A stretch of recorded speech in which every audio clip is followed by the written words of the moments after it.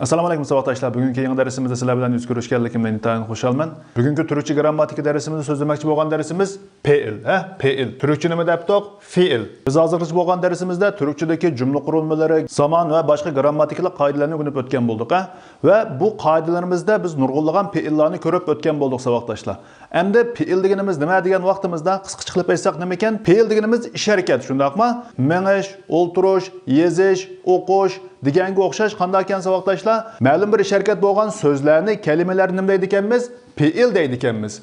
Endi biz bu darsimizda fe'llarning asli shakli, fe'llarning ismlashtirilgan shakli, fe'llarning bulutsiz shakli va fe'llarning bulutsiz ismlashtirilgan shakllari degandek fe'llarningki bir qancha turlarini o'rganib o'tamiz savatdaşlar. Bularni o'rganish orqali bizningki hozirgacha yo'liqqan nurg'unlagan grammatikalik qoidalardagi bizni qaymoqtirib qolgan ba'zi nuqtalar, masalan fe'llarning keyiniga qo'shadigan qo'shimcha masalasida biz bu qo'shimchani zodi qayerga qo'shamiz degandek ba'zi bir savollar o'zligidan hal bo'lib ketadi savatdaşlar. Undaqda ma taraf qarayli. Nima yozibdik ma tarafga? Mak, mak. Ma degan qo'shimchalar bor ekan savatdaşlar. Buningki ma tarafiga qarasak nima debdimiz? Mastar eki. Ostidagicha olumsuz eki deb yozibdimiz. Endi bu mak yoki ma degan nima degan gap desak savatdaşlar, ko'rib turganinglardek uyg'urchasimi yozig'liq ma tarafga. Mak yoki she. Bulumsuzlukcha ma deb yozibdimiz. Qisqacha qilib aytganimizda mak ya'ni master eki deganimiz fe'llarni ismlashtiradigan qo'shimcha. Ya'ni bir fe'l bo'lsa, biz bu qo'shimchalarni qo'shish orqali qanday qilar ekanmiz? Shu fe'lni ismlashtirar ekanmiz. Ya'ni bu jihatda qarab baqsanglar, mak debdimiz turkchada, uyg'urchada nima debdimiz? Mak, she degan qo'shimchalar bilan ifodalabdimiz. Ya'ni asos jihatdan turkcha bilan uyg'urcha qanday ekan? O'xshash ekan. Masalan, bir fe'lni desam, o'qu desam, o'qu deganimiz nima? Bir fe'l. Bunun keyniga uyg'urchada maqni qo'shsam nima bo'ladi savatdaşlar? O'qimoq degan bir fe'llik ism yasalgan bo'ladi. Kat desakchi, endi bu vaqtida maq demaymiz, nima deymiz? Mak. Mak deb kat degan fe'lninki ismlashtirilgan bir shaklni yasab chiqamiz savatdaşlar. Ya'ni bu turkchada bu asosiy jihatdan o'xshash. Asosliq fe'lning oxirisiga mak yoki mak qo'shimchasiningki muvofiqini qo'sh orqali biz shu fe'lni ismliq fe'l shakliga keltiramiz savatdaşlar. Endi bu yerda yana burunqi darslarimizga o'xshash qanday vaqtda mak qo'shimiz, qanday vaqtda mak qo'shimiz degan savolga kelgan vaqtimizda mayaga qarasak, yana bizningki burunqi darslarimizda so'zlab o'tgan mazmun o'xshash davom qiladi savatdaşlar. Nima degani-da? Qalin, ince degan so'ziq tovushlarimiz botdi. A, I, O, U, A, I, Ö dan iborat ikki guruhga qilib olgan edik, shundaqmi? Endi agarda bir fe'lning oxirgi bo'g'imida A, I, O, U harflari bo'lib qolsa, biz bundaq fe'lning keyniga mak qo'shimchasi qo'yish orqali biz shu fe'lning ism shaklini yasaymiz savatdaşlar. Agar fe'lning oxirgi bo'g'imida A, I, Ö dan iborat bu so'ziq harflar kelsa, biz bundaq fe'llarning keyniga mak qo'shimchasi qo'yish orqali shu fe'lning ismliq shaklini yasaymiz savatdaşlar. Undaqda hozir so'zlab o'tgan grammatikimiz nima degan gap degan vaqtimizda ma tarafga qaraylar savatdaşlar. O'qumak, gelmek, yazmak degan fe'llar bor ekan. Biz odatda kitoblardan yangi so'z o'rgangan vaqtimizda, yangi fe'llarni o'rgangan vaqtimizda qarshimizga chiqadigan so'zliklar bu shaklda, shundaqmi? Biz o'rgangan vaqtimizda o'qimak, gelmek, yazmak deb o'rganamiz. Buning tarjimasi nima? O'qish yoki o'qimak, kelish, kelmek, yezish, yazmak deb biz bu bo'yicha o'rganamiz buni. Ya'ni kitoblarda, lug'atlarda kelish shakli bu bo'yicha. Ammo biz odatda jumla ichida fe'llarni turligan fe'llarga qo'shimcha qo'shgan vaqtimizda biz bu kitoblardan, lug'atlardan o'rgangan bu fe'llarning keyiniga qo'shmaymiz. Shundaqmikan savatdaşlar? Mayli ism jumla yoki davomlashayotgan zaman degan shu darslarni o'ylab baqsanglar, biz fe'llarningki bu xil shaklning keyiniga qo'shmadik bu qo'shimchalarni. Biz qanday qildik? Shu fe'lning, ya'ni asli fe'l, tüp fe'lninki keyniga andinkin biz degan qo'shimchalarni qo'shyapmiz. Ya'ni demakchi bizningki kitoblardan o'rgangan, lug'atlardan o'rgangan bu fe'l deb o'rganganimiz asli nima ekan savatdaşlar?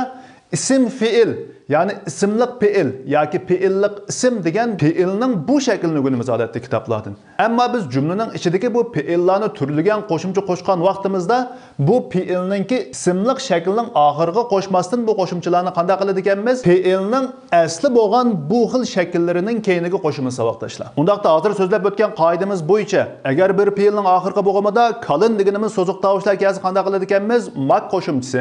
Agarda ince degan so'ziq tovushlar kelib qolsa, mak qo'shimchasi qo'sh orqali tüp fe'ilni qanday qilar ekanmiz? Ismliq fe'ilga aylantirdik ekanmiz.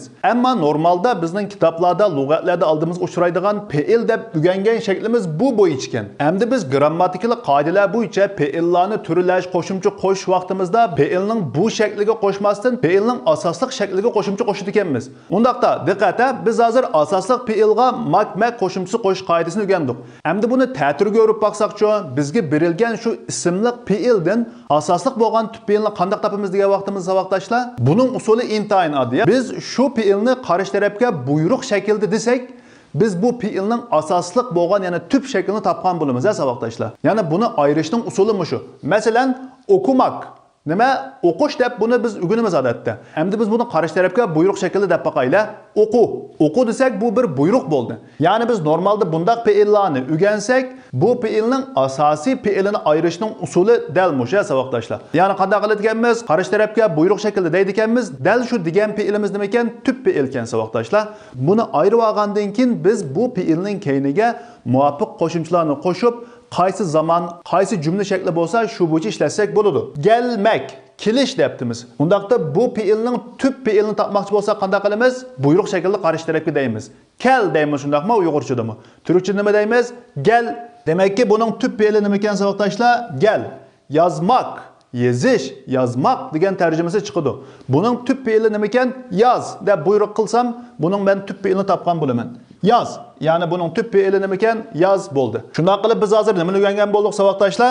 Bizga bir tüp fe'il kelsa, buningga qo'shimcha qo'shish orqali ism fe'il shaklini turlashni, agarda bizga normalda ism fe'il shakli kelsa, biz bu ism fe'illik shakldan asosiy fe'illarni ayirib chiqish qoidalarini o'rgangan bo'ldik. Bu kelsa buningdan buni chiqara olamiz, bu kelsa buningdan buni keltirib chiqara olamiz. Mushuni bilib olsak bo'ladi. Endi bu qoidalarninki ostiga qarasak, nima debdimiz? Ma qo'shimcha debdi ekanmiz. Nima ekan bu? Olumsuz eki. Olumsuz deganimiz nima edi? Bo'lishsiz degan gapda savoqdashlar. Endi bizga bir normal bir fe'il kelsa, ya'ni bo'lishliq fe'il kelsa, biz bu fe'ilni qanday qilib bo'lishsiz shakliga akilimiz degan o'gunimizda Uyg'urchasiga qarasak, bo'lishsiz fe'ilning qo'shimchasi nima ekan savoqdashlar? Ma. Turkcha ma debdi. Demakki, bu qanday ekan Uyg'urcha bilan o'xshab qoladi ekan. Masalan, yaz, yazma, o'qima, ketma. Yani biz mayli Uyg'urcha grammatik qoidasini bilayli yoki bilmayli, biz hammamiz Uyg'ur bo'lganligimiz uchun xatolaşmasdilla. Ba'zi fe'illar kelsa ma qo'shadi ekanmiz, ba'zi fe'illar kelsa ma qo'sha oladi ekanmiz. Endi turkchada yana qanday yerlarga ma qo'shimiz, qanday yerlarga ma qo'shimiz degan vaqtimizda savoqdashlar yana ham qoida o'xshash. Agarda shu fe'ilning oxirgi bo'g'imida a, i, o, u harflari bo'lib qolsa, ma qo'shimchasi qo'yish orqali biz bu fe'ilningki bo'lishsiz shaklni yasaymiz. Agarda fe'ilning oxirgi bo'g'imida a, i, o, dan iborat bu so'ziq tovushlar bo'lib qolsa, oxirgi bo'g'imida biz ma qo'shimchasi qo'shish orqali shu fe'ilningki bo'lishsiz shaklni yasaymiz. Tushunishdik? Undaqda biz bu fe'illarningki bo'lishsiz shaklni yasab boqaylar savoqdashlar. O'qu deganimiz nima? O'qu degan bir bo'lishliq fe'il. Endi biz buni bo'lishsiz shaklga kelish uchun qanday qilamiz? Oxiriga ma soldiki ma yoki ma qo'shimchasiningki muvofiqini qo'shishimiz kerak. Buning oxirgi bo'g'imiga qarasak nima bor ekan savoqdashlar? U so'ziq qarapi bor ekan, u so'ziq qarapi. U so'ziq qarapi bo'lsa keyingi nima qo'shatdik? Ma qo'shimchasi qo'shatdik va bu fe'il nima bo'ladi? Bo'lishsiz fe'ilga aylanadi. Undaqda buning keyingi nima yozdim? Ma. O'quma degan gap bo'ldi. Keyin qarasaqchi, gel. Buning tarkibida qaysi so'ziq tovush bor ekan? A so'ziq tovushi. A so'ziq tovushi bo'lsa nima qo'shadi ekanmiz savoqdashlar? Ma qo'shimchasi qo'shishim kerak. Shuning bilan bu nima bo'lib ketdi? Gelma. Keyin qarasak nima bor ekan? Yoz. Bu fe'ilning tarkibida qaysi so'ziq tovushi bor ekan? A so'ziq tovushi. Shuning uchun nima qo'yishim kerak savoqdashlar? Ma qo'shimchasi qo'shish orqali bu fe'ilningki bo'lishsiz shaklni yasashim kerak. Shuning bilan biz bu fe'illarningki bo'lishsiz shaklni yasab chiqqan bo'ldik, o'quma, gel, gelma, yaz, yazma degandek bo'lishsiz shaklni yasab chiqdik. Endi biz jumla ichida fe'illarning keyiniga qo'shimcha qo'shadigan vaqtimizda bo'lishliq fe'il bo'lgan vaqtida bu fe'illarning keyiniga qo'shimcha qo'shar ekanmiz. Shundaqmi savoqdashlar? Endi agar shu jumlamiz bo'lishsiz jumla bo'lib qolsa, ya'ni bo'lishsiz fe'il qiladigan jumla bo'lib qolsa, biz fe'ilning bu bo'lishsiz shakllarini akagandan keyin jumlaning ichida Bunun keyniga andin keyin biz qo'shadigan qo'shimchalarni qo'shimiz savoqdoshlar. Tushunishlik? Ya'ni jumla ichida fe'illarning keyniga qo'shimcha qo'shiladigan ahvollar yuz bergan vaqtida biz yoki bu tut fe'il, ya'ni bulishliq fe'ilning keyniga qo'shar ekanmiz bu qo'shimchalarni yoki bulishsiz fe'ilningki keyniga qo'shar ekanmiz. Shuni bilib olsak bo'ladi savoqdoshlar. Endi 4-chi qilib so'zlaydiganimiz nima degan vaqtimizda bulishsiz fe'illarning ismliq shakli. Hozir biz nima ko'rib o'tdik savoqdoshlar? Tut fe'il, ya'ni asosliq fe'il, fe'illarning ismliq shakli va bulishsiz fe'il. Endi biz ma tarafga bulishsiz fe'ilning ism shaklini yozib boqaylik savoqdoshlar. A tarafga qarasanglar, Uyg'urcha nima debdimiz? Masliq, maslik deb yozib qo'yapmiz, ha? Ya'ni buning Uyg'urchadagi tarjimasi o'qu desa o'qimaslik, yoz, yozmaslik, ket, ketmaslik, kel, kelmaslik degandek Uyg'urcha tarjimasi bu bo'yicha chiqadi. Undaqda buning qoidasi intayin oddiy savoqdoshlar. Biz tut fe'ilni, ya'ni asosliq fe'ilni ism shakliga aylantirish uchun nima qo'shar ekanmiz? Mak, mak qo'shimchalarining muvofiqini qo'shar ekanmiz. Hamda bulishsiz fe'illardimi qoida o'xshash. Ya'ni shu bulishsiz fe'illarning keyniga mak, mak qo'shimchalarininki muvofiqini qo'shsak, biz bu bulishsiz fe'illarning ismliq shaklini yozgan bo'lamiz savoqdoshlar. Buningdagi mu oxiriga mak yoki mak qo'shimchasi qo'yish qoidamiz oldida so'zlab o'tganimizga o'xshash. Oxirida a bo'lib qolsa mak, a bo'lib qolsa mak degan yana o'xshash qoida bo'yicha mangamiz, ha? Undaqda o'qima degan bu bulishsiz fe'ilning ismliq shakli nima bo'ladi savoqdoshlar? O'qimamak. Shundaqmi? O'qima. Uning keyiniga nima qo'shdik biz? Mak qo'shimchasi qo'yish orqali o'qimamak degan bulishsiz fe'ilning ismliq shaklini yasagan bo'ldik. Gelme. Buningki bulishsiz ism shaklichi gelmemek. Shundaqmi? Gelmemek. Gelmemek. Yazmamak. Yazmamak. Deb biz bu bulishsiz fe'illarning ismliq shaklini yasab chiqqan bo'ldik savoqdoshlar.